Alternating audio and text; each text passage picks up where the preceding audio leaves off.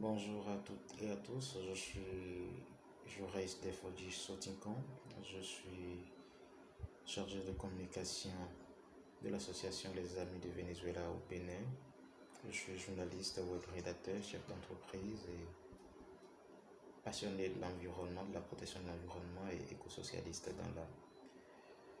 Pour cette deuxième rencontre qui aura lieu sur la terre mère du Venezuela, j'ai choisi d'aborder le thème numéro 3 qui tourne autour de la lutte contre le changement climatique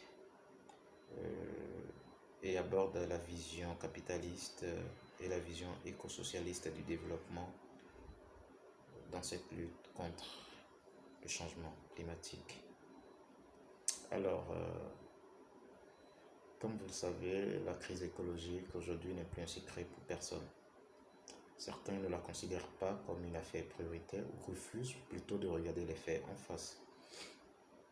Certes, mais son existence est aujourd'hui largement reconnue.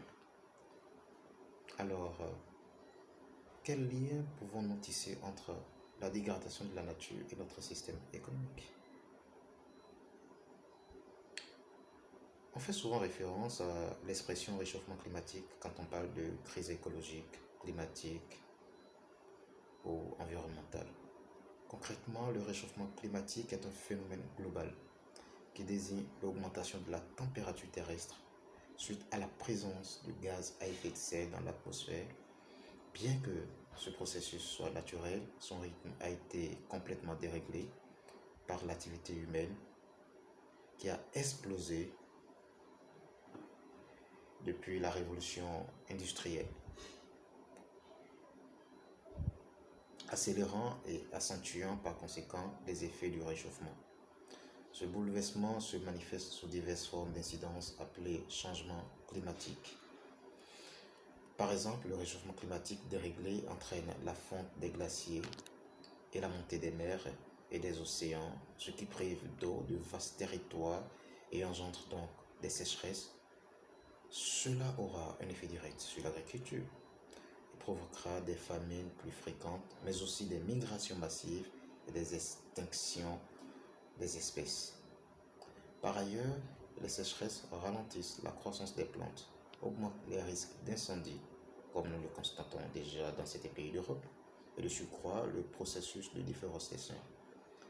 Cela dégrade donc la biodiversité et entrave l'absorption de CO2 par les plantes, ce qui rejette donc davantage de gaz à effet de serre dans l'atmosphère et renforce le phénomène global.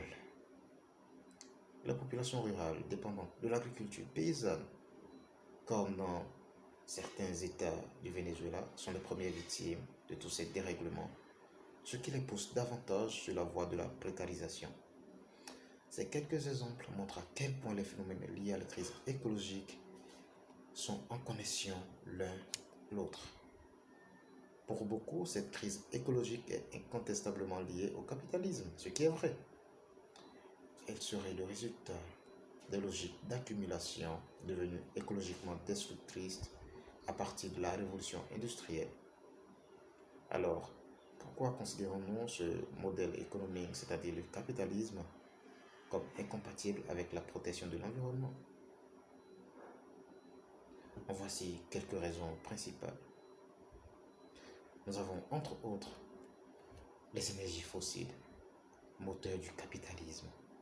À l'heure actuelle, 80% de la consommation globale d'énergie est basée sur les énergies fossiles, à savoir le pétrole, le charbon, le gaz naturel, l'uranium.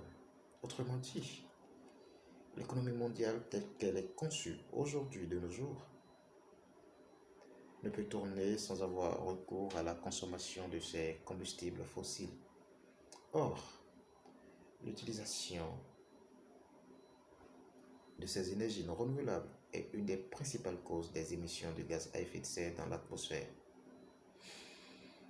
Parmi les trois causes principales, on retrouve les émissions liées à la combustion d'énergie fossile pour produire de l'énergie et pour le secteur de l'industrie, les émissions liées à la déforestation et à la combustion de bois, les émissions de gaz à effet de serre autres que le CO2, c'est-à-dire principalement les émissions de méthane et d'oxyde d'azote résultant de l'activité du secteur agricole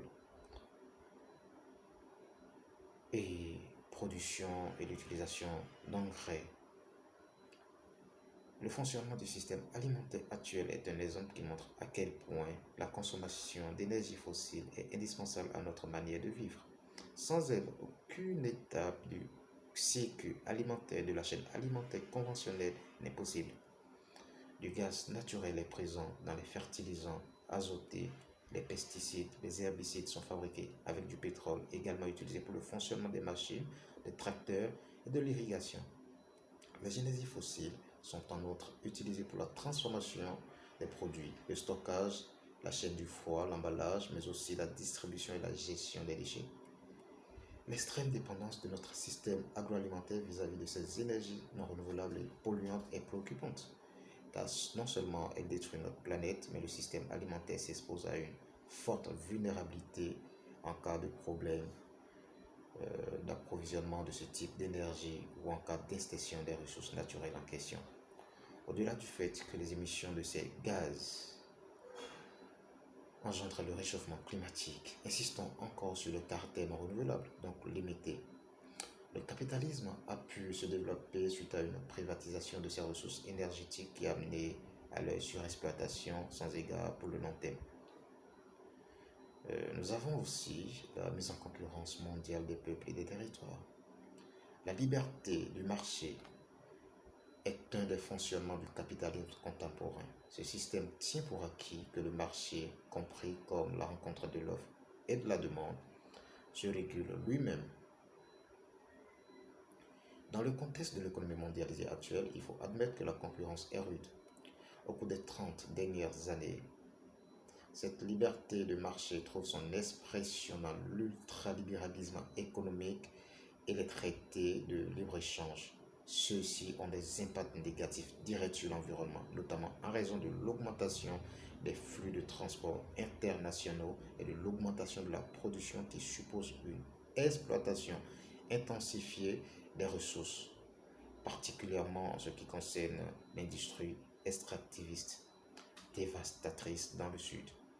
Mais les accords de libre-échange ont également des impacts négatifs indirects sur la préservation de la planète, en empêchant par exemple l'investissement dans les énergies renouvelables.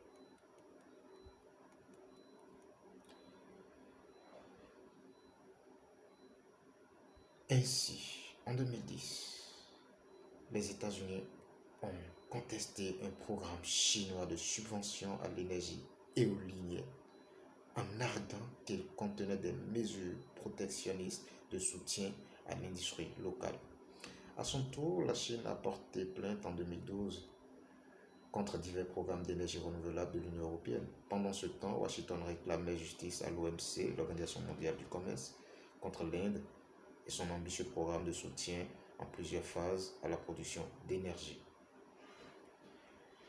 Investir de façon ambitieuse dans son pays afin de soutenir l'énergie renouvelable peut donc être rendu impossible sous prétexte que cela nuit au soi-disant libre-échange.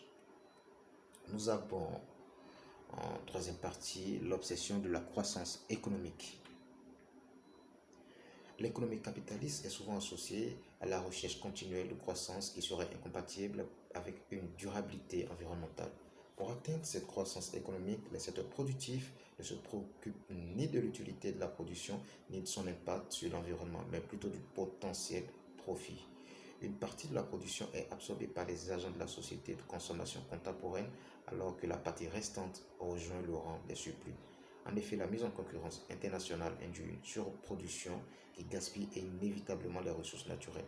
Comme l'a rappelé un rapport de l'ONU de 2011, si l'humanité continue sur cette voie, c'est l'équivalent des ressources écologiques de 3 planètes qu'il faudra en 2050 pour subvenir aux besoins de consommation des êtres humains et pour absorber la pollution produite déjà à l'heure actuelle.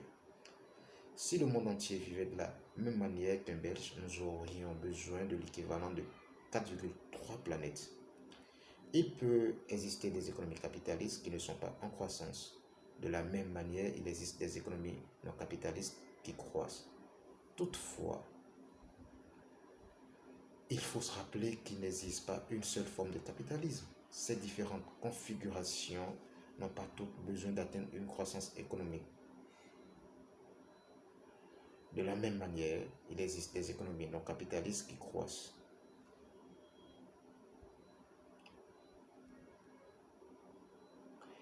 Alors, les faux départs de la croissance européenne et sa reprise timide depuis la crise financière de 2008 nous montrent que le capitalisme peut très bien continuer sa route sans retrouver une croissance positive affirmée.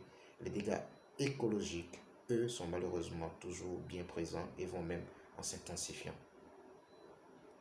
Sauvés par le capitalisme vert, alors nous serions tentés de croire que le capitalisme est incompatible avec la protection de l'environnement. Il est même rassurant de penser qu'une croissance infinie sur une planète finie ne peut être possible, que la logique de recherche de profit et la logique écologique sont nécessairement antagonistes.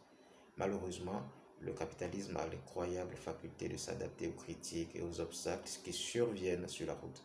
La crise écologique en est un de taille, excusez-moi, mais aux yeux de certains, cet obstacle peut être converti en une occasion économique considérable. L'économie des écosystèmes et de la biodiversité en est une illustration effrayante. Partant du constat que le dérèglement climatique et la perte de biodiversité à l'échelle planétaire sont des situations graves qui nécessitent une prise de dispositions sérieuses, la proposition faite par les défenseurs de l'économie des écosystèmes et de la biodiversité est d'attribuer une valeur monétaire à tout bien naturel afin de mieux les protéger. Ils estiment que si l'on en est arrivé à une telle dégradation de notre environnement aujourd'hui, c'est parce que les revenus de la nature, autrement dit ses bienfaits et les pertes de la nature, les dégâts qu'elle subit, ne sont pas compatibles, ne sont pas comptabilisés. Ce serait donc l'invisibilité économique de la nature qui aurait provoqué sa détérioration. Par exemple, selon ces calculs, les barrières de corail rendent chaque année un service équivalent à 170 milliards de dollars aux habitants de la planète, alors même que ces coraux sont menacés de disparition à cause de la surpêche de pollution. Donner un prix à tout élément naturel serait-il la solution pour sauver la planète?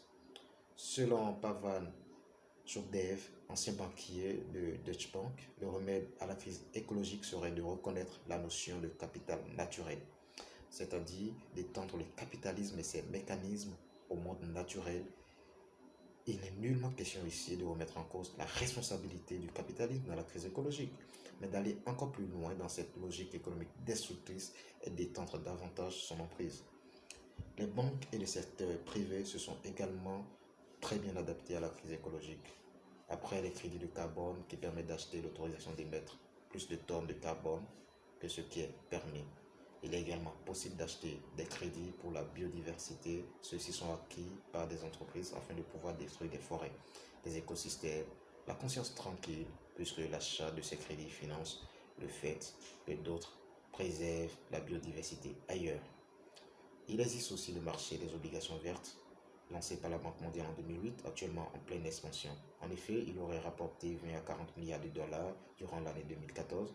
Ce marché permet aux entreprises, aux institutions d'émettre des obligations, titres de dette, à des investisseurs, banques, aux sociétés d'assurance qui en échange leur prêtent de l'argent. La particularité des obligations vertes est que l'argent récolté est censé être utilisé uniquement pour des projets de protection de l'environnement. La fiabilité de ces mécanismes financiers soi-disant écologiques a déjà été contestée car, comme le rappelle un chargé de plaidoyer d'Oxfam, ils ne sont pas définis par aucune norme environnementale reconnue. Le caractère écologique du projet relève donc de critères arbitraires fixés par les entreprises. Et de plus, un scandale a récemment éclaté autour des obligations vertes de GDF Suez. Il a été découvert que les investissements verts dont a bénéficié l'entreprise française ont servi à investir dans le barrage hydroélectrique très controversé de Jirau en Amazonie. Ce chantier a provoqué l'expulsion de communautés indigènes locales, des cas de travail d'esclaves ont été déclarés et le processus de déforestation a augmenté de façon importante dans la zone. Par ailleurs, selon un documentaire de la chaîne d'RTE, l'accaparement de la nature par le secteur financier rendrait aujourd'hui possible de spéculer sur la date d'extinction de telle ou telle espèce. Dès lors, les espèces naturelles sont considérées comme n'importe quel autre produit bancaire utilisé pour faire des profits. Comme l'a très bien résumé l'ex-commissaire européen en charge de l'environnement, Janez Potočnik, lors d'une conférence sur la croissance verte, en fait, je crois que je ne parle pas d'intérêt pour l'environnement ici, je parle d'un besoin pour une nouvelle politique industrielle. Alors en réalité, il ne s'agit pas de croissance verte, il s'agit de croissance tout court. Fin de citation. Merci, ciao ciao, à très bientôt et bien de choses à tout le peuple vénézuélien. Muchas gracias.